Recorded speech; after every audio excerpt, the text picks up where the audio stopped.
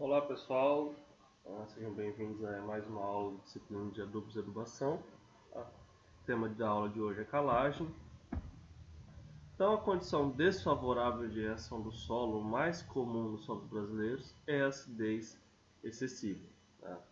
Assim, a correção da acidez dos solos para calagem é um dos melhores investimentos a serem feitos nas condições em que as culturas respondem a essa prática. Então essa é uma definição aí de Raj de 2010, né? Falando aí que a acidez ela é um dos maiores limitantes das culturas, sendo assim a calagem ela passa a ser então um dos melhores investimentos que podem ser feitos pelo produtor rural. Tá?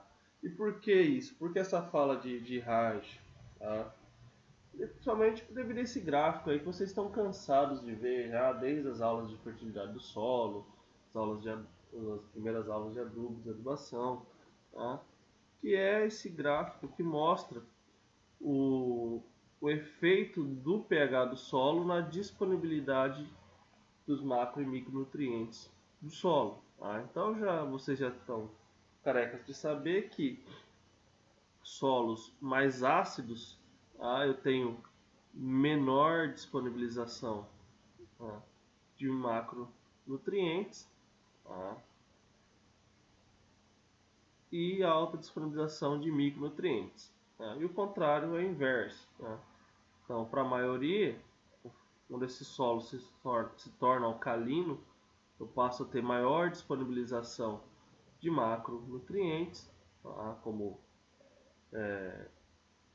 fósforo, cálcio, magnésio, potássio, nitrogênio, mas passo a ter muito problema com os micros, principalmente ferro, cobre, manganês e zinco. Em relação à acidez do solo, nós sabemos que solos ácidos é uma condição muito comum de ser encontrada, principalmente na nossa região do Cerrado, né? Solos aí com alto grau de intemperismo e de origem, vamos dizer assim, de material mais pobre. Tá? Então nós vamos falar aí sobre algumas características que proporcionam esse fator de acidez aos solos. Tá? Então o primeiro fator que nós vamos falar é em relação aos grupos ácidos da matéria orgânica. Então a matéria orgânica, conforme ela sofre esse processo de decomposição no solo, ela passa aí por fases de grupos ácidos. Tá? Então os ácidos úmicos, ácidos flúvicos, e durante esse processo ocorre aí a liberação de H+ na solução do solo e que consequentemente vai promover aí a diminuição do pH desse solo. Outro ponto a ser abordado está na origem desse solo e da remoção das bases. Então, uma característica do solo da região de Cerrado é um solo altamente intemperizado, então um solo muito profundo. E o que acontece? Esse alto grau de intemperismo ele promove a remoção das bases desse solo. Então o que acontece? Naturalmente, alguns solos eles já são pobres devido ao material de origem. Então se a gente pega aí um arenito, um granito, já são materiais de origem que vão gerar solos mais pobres do que a gente comparar, por exemplo, com o basalto, que é um material de origem aí que vai formar solos com maior teores de argila, com maior teores de base. Então, naturalmente, já pelo material de origem, a gente pode aí ter uma formação de solos mais pobres, solos com menor teor de bases, e consequentemente solos mais ácidos, solos com a CTC ocupada aí predominantemente por H+ e alumínio, já que a gente não tem a presença aí de bases. Outro ponto é que mesmo solos que possuem material de origem com maior teor de bases, esses solos aí, devido ao alto grau de intemperismo, devido ao alto grau de precipitação, podem ter a remoção dessas bases, e por lixiviação, e aí perdendo essas bases, a CTC do solo ela passa então a ser ocupada mais uma vez por H+ e alumínio. Tá? Outra forma de remoção dessas bases, outra forma de perda dessas bases é pela própria exportação na agricultura. Tá? Então, conforme a gente cultiva o solo, essas bases elas são exportadas, são removidas aí pelas culturas, pelos grãos, pela parte colhida, tá? E deixam esse solo com menor teor de base. Tá? E aí solos com menor teor de base passam a ter aí a fração da CTC efetiva maior sendo ocupada por H e alumínio e consequentemente posteriormente essa acidez ela passa a ser uma acidez ativa, tá? Uma acidez efetiva presente na solução do solo, diminuindo então o pH desse solo. Outro ponto que provoca a acidez desse solo é a utilização de alguns fertilizantes. Nós já falamos bastante isso já nas características dos fertilizantes, voltamos a falar isso quando falamos principalmente de fertilizantes nitrogenados, que é a acidificação do solo pelos fertilizantes. Tá? Então aqui exemplificando no caso da utilização da ureia e do sulfato de amônio, tá? Então durante aí o processo de utilização desses fertilizantes pela planta ocorre a liberação de H+, tá? E a liberação desse H+ provoca aí também a acidificação do solo. Outro fator também a ser abordado, somente em regiões aí com maior concentração de indústria siderúrgica, onde existe uma maior emissão de CO2, tá? São a formação de chuvas ácidas, onde aí por meio da união do CO2 com a água, tem a formação de carbonato e a liberação de H+, tá? Chamadas chuvas ácidas, que também aí vão ter um efeito não tão expressivo, mas vão ter um efeito aí na acidificação do solo. Passando aí então para os tipos de acidez que nós temos no solo. Tá? Então, basicamente nós temos aí dois grandes grupos, tá?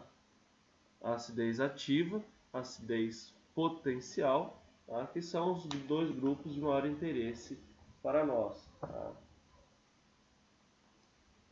A acidez ativa é aquela acidez que nós temos essa atividade do íons H+ medidos em solução, tá? Então são aqueles íons H+ que estão na solução do solo. A acidez potencial, que é a quantidade da forma trocável e não trocável dos íons H+ e alumínio no solo. Tá? Então, a acidez potencial é a soma das duas formas, as formas trocáveis e as formas não trocáveis de H+ e alumínio no solo. Então, acidez potencial, dentro da acidez potencial, como nós falamos, tem acidez trocável e acidez não trocável. Qual que é a diferença? A acidez trocável, nós temos H+ e alumínio 3+, que estão adsorvidos eletrostaticamente às cargas negativas dos argilominerais e da matéria orgânica. Tá? Resumidamente, é a fração da acidez que está na CTC do solo. Tá? Ela está ali presente no solo, mas ela não está disponível na solução. Tá? Ela está ocupando ali a CTC de forma trocável, podendo aí migrar para a solução do solo, tá? A qualquer momento. Tá? Já a acidez não trocável é a presença de H+ ionizavelmente ligados covalentemente aos ácidos existentes nos solos e que não são facilmente deslocados para a solução por outros cátions. Tá? Então é o H+ que ele está aí ligado nessa fração sólida do solo, nessa fração covalente aí aos ácidos existentes no solo, e que ela não vai se desligar facilmente. Não é que ele não vai se desligar de maneira nenhuma, tá? Ele vai se desligar, mas só quem consegue quebrar essa ligação é a hidroxila. Tá? Ela não vai ser quebrada, por exemplo, por outros cátions. Tá? Então aqui dando continuidade, tá? Nós temos aquela divisão. Então na solução do solo nós temos a acidez ativa, tá? E na fase sólida do solo, tá? Nós temos a acidez potencial. E aí nós temos tanto a acidez trocável, tá, como a acidez não trocável. Tá? Então, na acidez trocável, temos H+ e alumínio 3+ presentes aí na fração argilo-minerais, no humus e nos óxidos. Tá? E acidez não trocável aí presente na fase nos óxidos de ferro, de alumínio, tá? E nos ácidos. Tá? Então, na forma aí não trocável. Em relação às determinações, então nós temos a acidez ativa do solo, que é determinada aí pelos métodos potenciométricos. Tá? Então, pH em suspensão do solo, então, em suspensão na solução do solo. E ele pode ser determinado ou na solução em água, solução em KCl, ou na solução de cloreto de cálcio. Tá? Já a acidez potencial, também determinado pelos métodos potenciométricos, mas aí essa leitura é feita numa solução tampão SMP. Tá? Em relação aos efeitos do pH, então se eu tenho um pH nível 4, tá? Esse pH por si só não é um fator limitante ao crescimento e desenvolvimento das plantas. Mas o que pode acontecer nesse solo num pH 4? Pode ocorrer aí íons como alumínio e manganês, tá? E em teores tóxicos para a planta. Então o que acontece? Por que os íons de alumínio e manganês podem ser tóxicos para as plantas? O alumínio ele vai agir na divisão celular do meristema apical da raiz, que vai inibir a multiplicação celular desse meristema. Com isso ele vai provocar um engrossamento das raízes e uma diminuição nas suas ramificações. Tá? Então essa raiz ela não vai conseguir crescer aí em maior profundidade, se desenvolver em maiores profundidades. Tá?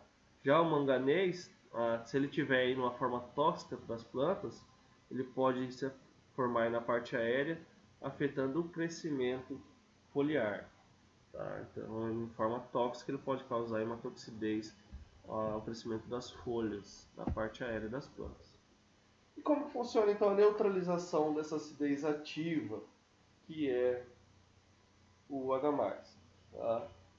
Então, se a gente pegar no caso do calcário, tá? Não é nem o cálcio nem o magnésio que vão promover aí a diminuição do pH. O que promove a diminuição do pH é a hidroxila. Tá? Então a diminuição do pH ela ocorre devido à diminuição da hidroxila. Tá?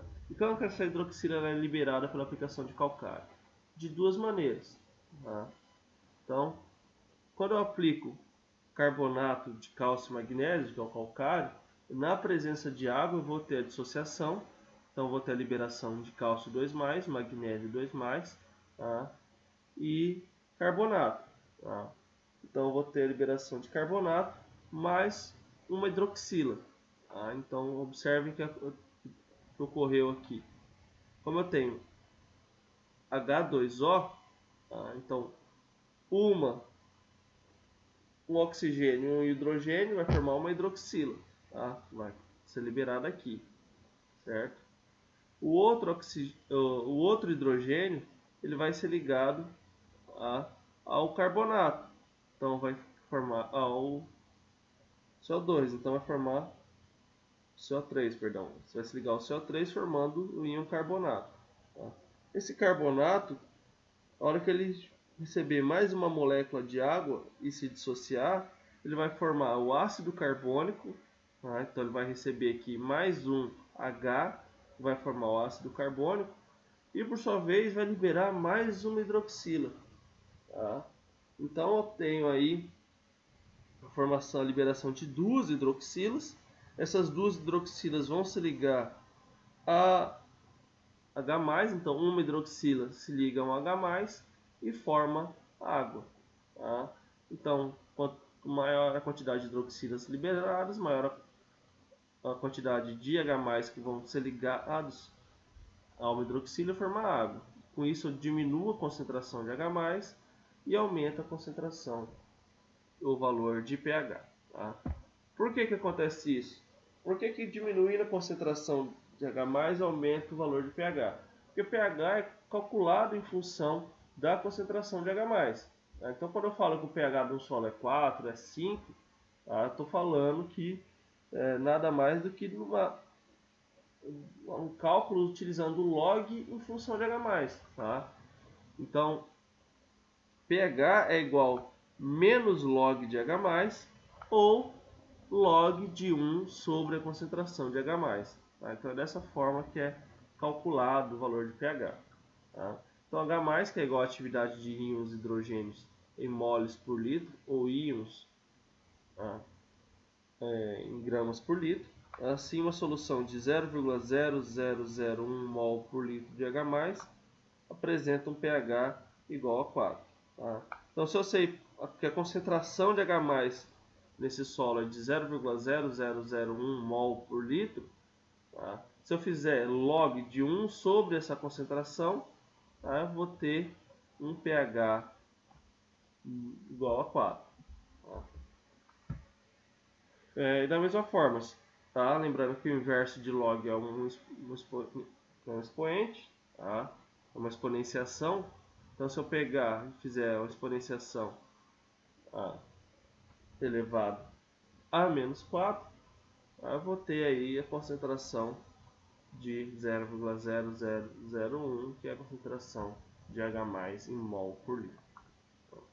E a variação mais comum de pH nos solos brasileiros está na faixa entre 4 e 7,5. Sendo que solos com pH abaixo de 7 são considerados ácidos. Mas lembrando que o ideal para solos brasileiros, solos agrícolas, não são solos com pH em 7. O ideal aí é um solo com pH entre em torno de 6 a 6,5, para onde a gente pega aquela faixa central aí, de melhor disponibilidade tanto de macro quanto de micronutrientes.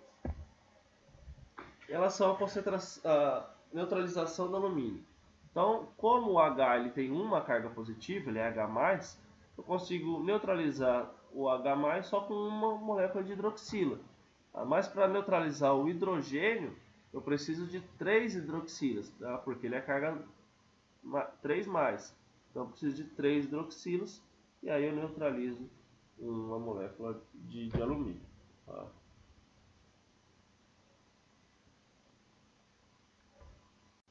Outra relação que a gente consegue observar aqui no gráfico é a relação aí de pH em água e concentração de alumínio.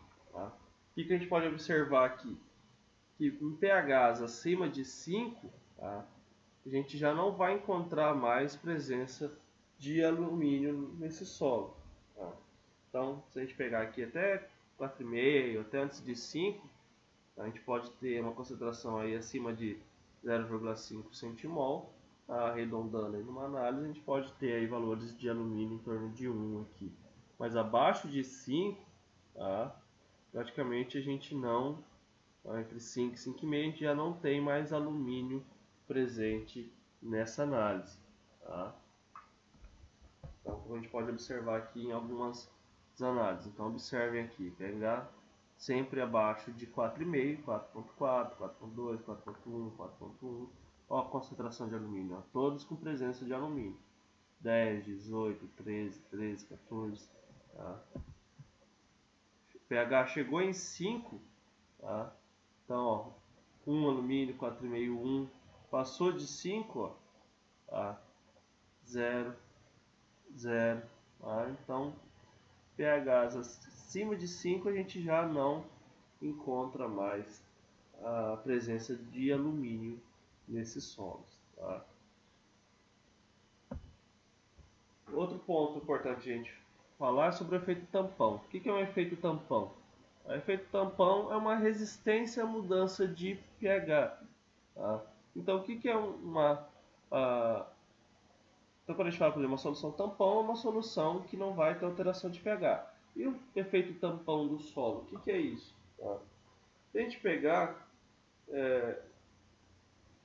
aqui mostrando qual é a diferença entre esses dois gráficos. Então, imagine o seguinte. Aqui a gente tem a aplicação de hidróxido de cálcio a 0,03 normal.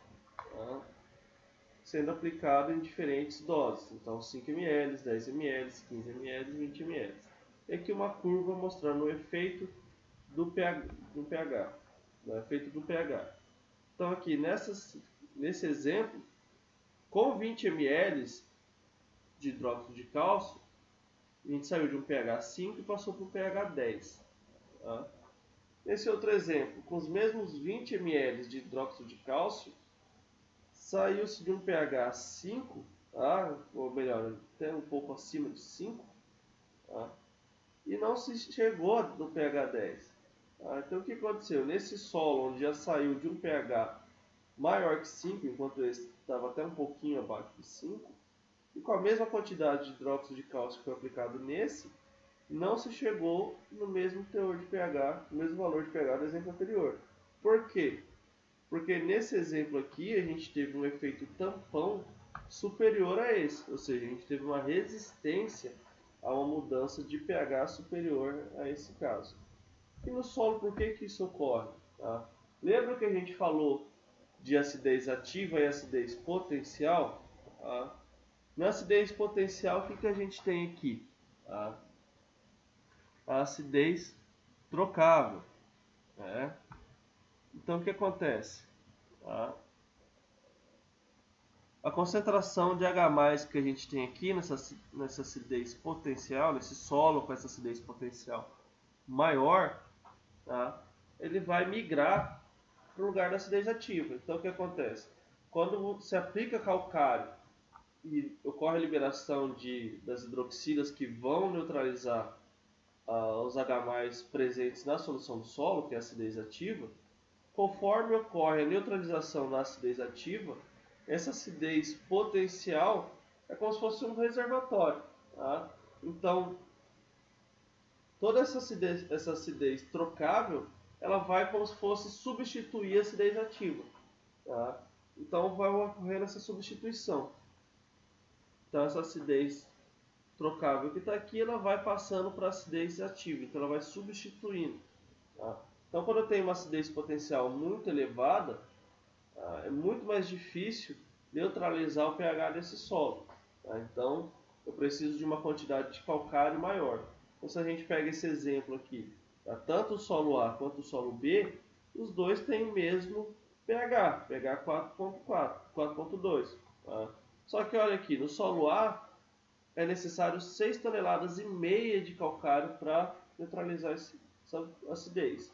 Enquanto no solo B, praticamente menos da metade, só 2,8 toneladas de calcário. Por que essa diferença se o pH é o mesmo? Por causa da acidez potencial. Tá? Olha a diferença do tamanho da acidez potencial no solo A e no solo B. Como a acidez potencial aqui é muito maior, o efeito tampão desse solo é muito maior. Tá? Então, eu vou precisar de muito mais calcário para conseguir realmente neutralizar essa acidez do solo. Legal?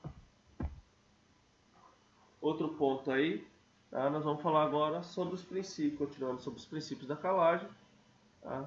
Então, em relação ao fornecimento de cálcio e magnésio. Então, segundo Busetti e Andreotti, 2010, cálcio e magnésio no conceito de adubação não tem grande destaque. Tá? Por quê? Porque o fornecimento advém da aplicação de corretivos de acidez e ambos nutrientes têm grande influência no metabolismo de plantas. Tá? Então, por que não é comum a gente ouvir falar de uma aplicação de uma adubação de cálcio e magnésio? Tá? Por quê? Porque normalmente esses dois elementos já são fornecidos aí via calagem. Tá? Então, lembrando, não é nem o cálcio nem o magnésio que vão corrigir a acidez do solo. Tá? Mas a presença de cálcio e magnésio no calcário já é uma aplicação aí desses elementos para as plantas. Tá? Então é como se fosse uma adubação aí desses elementos. Tá? Em relação aos benefícios da calagem, como nós já falamos até agora, ela vai elevar o valor de pH, vai fornecer cálcio e magnésio como nutrientes, vai diminuir ou eliminar os efeitos tóxicos de alumínio, manganês e ferro, vai diminuir a fixação do fósforo, tá? Lembrando lá que nós já falamos na aula de adubação fosfatada que o fósforo ele também fica preso aí, nos óxidos de ferro e alumínio. Tá? Aumenta, portanto, também a disponibilidade de nitrogênio, fósforo, potássio, cálcio, magnésio, enxofre e molibdênio no solo, já que esses elementos têm uma maior disponibilização, têm valores de pH mais elevados, tá? Então aplica a calagem, aumenta o valor de pH no solo e com isso aumenta a disponibilização desses elementos. Tá? Aumenta a eficiência dos fertilizantes, como nós já falamos. Não adianta eu aplicar um fertilizante se meu solo tiver ácido, eu vou aproveitar uma menor quantidade desse fertilizante. Aumenta a atividade microbiana e a liberação de nutrientes pela decomposição da matéria orgânica. Vão melhorar as propriedades físicas do solo, proporcionando melhor aeração, circulação de água, favorecendo o desenvolvimento do sistema radicular. Então, se eu melhoro o desenvolvimento do sistema radicular, eu também estou agindo aí sobre as propriedades físicas do solo.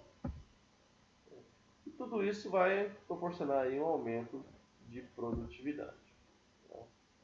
Em relação à classificação aí dos materiais que podem ser utilizados como corretivos do solo. Tá? O calcário, sendo que posso estar falando do calcário tradicional, do filler ou calcinado. O filler é um calcário totalmente reativo, nós vamos falar melhor na sequência. A cal virgem agrícola hidratada. O carbonato de cálcio e as escoras de siderurgia.